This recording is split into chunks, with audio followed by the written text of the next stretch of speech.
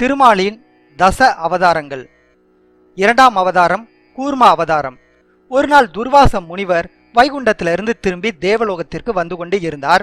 துர்வாசர் தேவலோகம் நோக்கி வரும்போது அவர் கழுத்தில் பரமன் அளித்த மலர் மாலையை அணிந்திருந்தார்.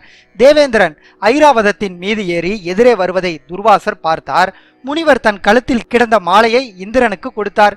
செருக்கேறி கிடந்த இந்திரன் அந்த மாலையை தன் யானையாகிய ஐராவதத்தின் தலை மீது விட்டு எறிந்தான். யானையோ அதை துதிக்கையால் எடுத்து பூமியில் போட்டு காலால் மிதித்தது. துர்வாசருக்கு கோபம் வந்துவிட்டது. இந்த இந்திரனால் 3 உலகங்களும் அவனும் பாழாக போகட்டும் அப்படின்னு சபிச்சிட்டாரு. அது முதல் 3 உலகங்களும் கலையிழந்து இருண்டு இருந்தன. தேவேந்திரனும் தேவாதியரும் பிரம்மனை அணுகி பிரார்த்தித்து அந்த இடரிலிருந்து தங்களை காப்பாற்றும்படி வேண்டுறாங்க. இந்த கஷ்டத்தை ஸ்ரீமன் நாராயணன் ஒருவரால மட்டும்தான் தீர்க்க முடியும் அப்படின்னு எல்லோரும் வைகுண்டம் போயிட்டு மகாவிஷ்ணுவை வணங்குறாங்க. உடனே மகாவிஷ்ணு, தேவர்களே, உங்கள் நன்மைக்காக நான் கூறுகிறேன், நீங்கள் உங்களுக்கு நல்ல காலம் வரும் வரை காத்திருங்கள். இப்பொழுது அசுரர்களுடன் சமாதானம் செய்து கொள்ளுங்கள். நாம் நாடும் பொருளை அடையும் பொருட்டு எதிரியையும் அணுக வேண்டியதாகிறது. இப்பொழுது சாவை நீக்கும் அமிர்தத்தை தேட வேண்டும். பார்க்கடலில் பல மூலிகைகளையும் பச்சிலைகளையும் கொண்டு போடுங்கள். மந்திரமலையை மத்தாகவும் வாசுகியை கயிறாகவும் வைத்து பார்க்கடலை கடையுங்கள். நீங்கள் மட்டுமின்றி அசுரர்களும் சேர்ந்து திருப்பார்க்கடலை கடைய வேண்டும். நானும் உங்களுக்கு உதவுகிறேன். இதிலிருந்து வரும் அமிர்தத்தை உங்களுக்கு மட்டுமே கிடைக்கும்படி வழி செய்கிறேன். அதர்மமே குறிக்கோளாக இருக்கும் அசுரர்கள் அமிர்தபானம் உண்டால் இறப்பு ஒளிந்து உலகத்திற்கு மேலும் கஷ்டத்தை தந்து விடுவார்கள். அமிர்தம் பருகினால் அதிக பலம் பெற்று நீங்கள் மரணமில்லா நல்வாழ்வு பெறுவதுடன் தேவலோகமும் சுபிட்சமடைய நேரிடும் என்றார். இந்த யோசனைப்படி நான்முகனாகிய பிரம்மா இந்திரன் கிட்ட, இந்திரனே, நீ உடனே அசுரர்களை நெருங்கி அமிர்தம் கடையும் காரியத்தில் அவர்கள் துணை நிற்க வேண்டும் என்று கேட்டு அவர்களிடம் இணக்கம் பெற்று வா அப்படின்னு சொல்லி அனுப்புறாரு. தேவேந்திரன் சில தேவர்களை அழைத்து கொண்டு மகேந்திரபுரி நோக்கி நடந்து போறான். எந்தவித ஆடம்பரமும் இன்றி அரசர்க்குரிய முறையில் ஆடை அணிகலனும் இன்றி மிகவும் எளிய தோற்றத்துல வந்து நின்ற இந்திரனை பார்த்த அரக்க குலத்தினர் ஏளனம் செய்றாங்க. என்றாலும் அவன் வந்த காரியம் தம் குலத்திற்கு மிகவும் உயர்வழி காட்டும் சாவை போக்கும் அமிர்தம் கடையும் விஷயம் என்பது தெரிந்து அவங்கிட்ட மகிழ்ச்சியோடு நடந்து கொண்டனர். விரோசன குமாரனும் அசுர அரசனுமாகிய பலியும் இந்திரன் வந்த காரியத்திற்கு உதவ சம்மதிக்கிறாங்க. நாராயணன் இட்ட கட்டளைப்படி தேவர்களும் அசுரர்களும் மந்திரமலையை தூக்கி கொண்டு பார்க்கடலை நோக்கி வந்தாங்க. வரும் வழியில மலையோட பாரம் தாங்க முடியாம களைப்புற்ற இந்திரன் பலி முதலியோர் மந்திரமலையை பூமியில வச்சுட்டாங்க. கீழே விழுந்த மலை பலரை தாக்கி கொன்றுவிட்டது. இதை அறிந்த ஸ்ரீமன் நாராயணன் கருடன் மீது ஏறி அங்கு வந்தார். வந்து தன் கருணை கடாட்சத்தால் காயம் அடைந்தவர்களை குணப்படுத்தினாரு. மலையை கருடன் மீது தூக்கி வைத்து கொண்டு பார்க்கடல் நடுவே பறந்து சென்று மந்திரமலையை கீழே இறக்கினார். வாசுகி என்ற பாம்பிற்கு அமிர்தத்தில் பங்கு தருவதாக கூறினார்கள்.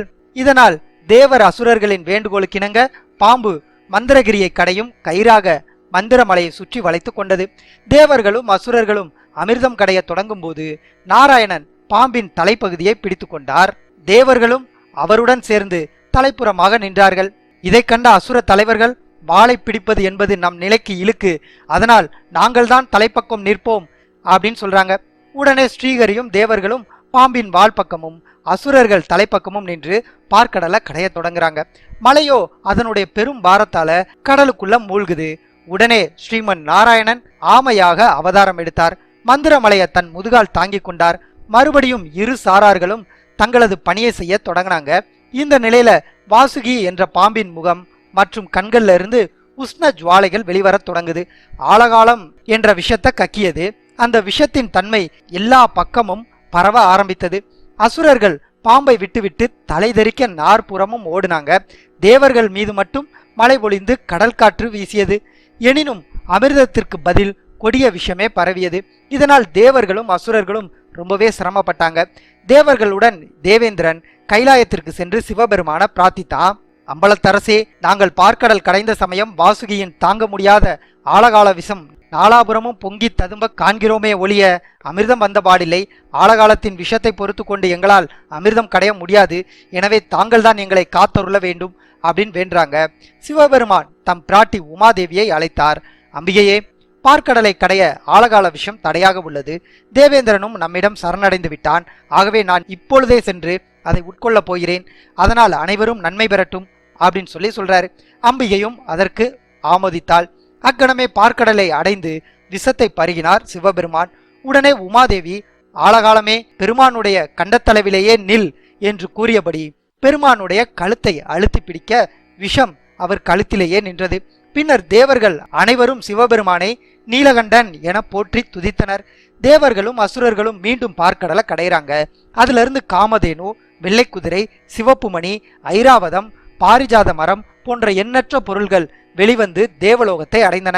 மேலும் அதிலிருந்து வெளிவந்த திருமாலாகிய லட்சுமி தேவி ஸ்ரீ நாராயணனை அடைந்தால் அதற்கு அடுத்தாற்போல் அனைவரும் எதிர்பார்த்து கொண்டிருந்த ஸ்ரீமன் நாராயணனின் அம்சமான தன்வந்திரி பகவான் அமிர்தம் ததும்பும் தங்க கலசத்துடன் வெளிவந்தார். இதை கண்ட அசுரர்கள் அந்த அமிர்த கலசத்தை பறித்து கொண்டு மின்னலென ஓடி மறைறாங்க. தேவர்கள் அனைவரும் தாங்கள் பட்ட கஷ்டமெல்லாம் வீணாகிவிட்டதே அப்படின்னு வருத்தப்பட்டுக்கிட்டு இருக்காங்க. இதற்கிடையில சற்று தூரத்துல அசுரர்கள் தங்களுக்குள் போட்டி போட்டுக்கொண்டு கலவரத்துல ஈடுபடுறாங்க. அச்சமயம் ஸ்ரீமன் நாராயணன் ஆண்களின் சிந்தையை இழக்க செய்யும் சீரிய அழகுடைய பெண் வடிவில ஜெகன் மோகினியாக அவர்கள் முன் தோன்றினார். அதுவரை தங்களுக்குள் சண்டையிட்டுக் கொண்டிருந்த அசுரர்கள் வாயடைத்து நின்றாங்க. இவ்வளவு அழகுடைய பெண்ணை தாங்கள் கண்டதில்லை, பிரம்மன் தங்களுக்காகவே இவளை படைத்திருக்கிறான் அப்படின்னு வியந்தாங்க. அழகியே, அனைவருக்கும் சொந்தமான ஒரு பொருளுக்கு நாங்கள் சுயநலத்தால் சண்டை போட்டுக் கொண்டிருக்கிறோம். கசியப்பர் மைந்தர்களான எங்களுக்கு பாரபட்சமின்றி சம அளவில் பங்கிட்டுத்தா அப்படின்னு சொல்றாங்க. கசியப்ப புத்திரர்களே, நீங்களோ பக்திமான்கள், ஓயாத ஆசையுடன் திரியும் ஓனாய் கூட பெண் அன்பிற்கு ஆளாகாது என்கிற உலகத்தில் புதிதாக வந்த என்னை எவ்வாறு நம்பினீர்கள் அப்படின்னு கேட்கிறா. இவ்வாறு அவள் வினாவியது மேலும் அவள் மேல் நம்பிக்கையை உண்டாக்கியது. அமுத கலசத்தை ஜெகன் மோகினியிடம் அசுரர்கள் ஒப்படைத்தார்கள். நான் தான் பங்கிடுவேன், நான் எது செய்தாலும் எப்படி செய்தாலும் நீங்கள் ஏற்றுக்கொள்ள வேண்டும், என்ன சொல்கிறீர்கள் அப்படின்னு மோகினி கேட்க அத்தனை அசுரர்களும் ஒப்புக்கொண்டார்கள். அன்று உண்ணா நோன்பு உற்று புனித நீர் ஆடுறாங்க, ஹோமங்கள் நடத்தி தானங்கள் செய்கிறாங்க. ஸ்ரீகரியாகிய மோகினி தேவர்களை ஒரு பந்தியாகவும் அசுரர்களை ஒரு பந்தியாகவும் அமர்த்தினாள். அனைவரும் தர்பாசனத்தில் அமர்ந்தார்கள். அசுரர்கள் கிழக்கு முகமாகவும் தேவர்கள் மேற்கு முகமாகவும் அமர்ந்து அமிர்தத்தை அருந்த தயாரானாங்க. அசுரர்கள் அனைவரும் மோகினியின் அழகில் மயங்கி இருந்தாங்க. அசுரர்களுக்கு அமிர்தம் தருவது பாம்பிற்கு பால் வார்ப்பது போல் என்று எண்ணிய மோகினி தேவர்களுக்கு மட்டும் அமிர்தம் கிடைக்கும்படி செய்து கொண்டிருந்தால் அசுரர்கள் அனைவரும் மயக்கத்தில் இருந்ததால அவர்களுக்கு இந்த சூழ்ச்சி தெரியல. ஆனா அசுரர்களில் ராகு என்பவன் மட்டும் இந்த சூழ்ச்சியை தெரிந்து கொண்டா. தேவர்கள் போல உருமாறி சூரியனுக்கும் சந்திரனுக்கும் நடுவில் அமர்ந்து அமிர்தத்தை அருந்துவிட்டான். இந்த விஷயத்தை அறிந்த மகாவிஷ்ணு தனது சுதர்சனத்தினால் ராகுவின் தலையை வெட்டி எறிந்தார். அமுது உண்டதால் தலையும் அழியவில்லை, உடலும் அழியவில்லை. இதை பார்த்த பிரம்மன் துண்டிக்கப்பட்ட தலையோடு ஒரு சர்ப்ப உடலை பொருத்தினார். துண்டிக்கப்பட்ட உடலோடு ஒரு சர்ப்பத்தின் தலையை பொருத்தி இணைத்தார். அவை இரண்டும் ராகு கேது என்ற பெயருடன் கிரக பதவி பெற்றன. பின்னர் தேவர்களுக்கும் அசுரர்களுக்கும் கடுமையான போர் நடந்தது. அமுதபானம் உண்ட தேவர்களை அசுரர்களால் அழிக்க முடியவில்லை. தேவர்கள் அசுரர்களை பாதாள லோகத்திற்கு துரத்தினார்கள். மீண்டும் ஸ்ரீமன் நாராயணனின் அடுத்த அவதாரத்தில் சந்திக்கலாம். நன்றி.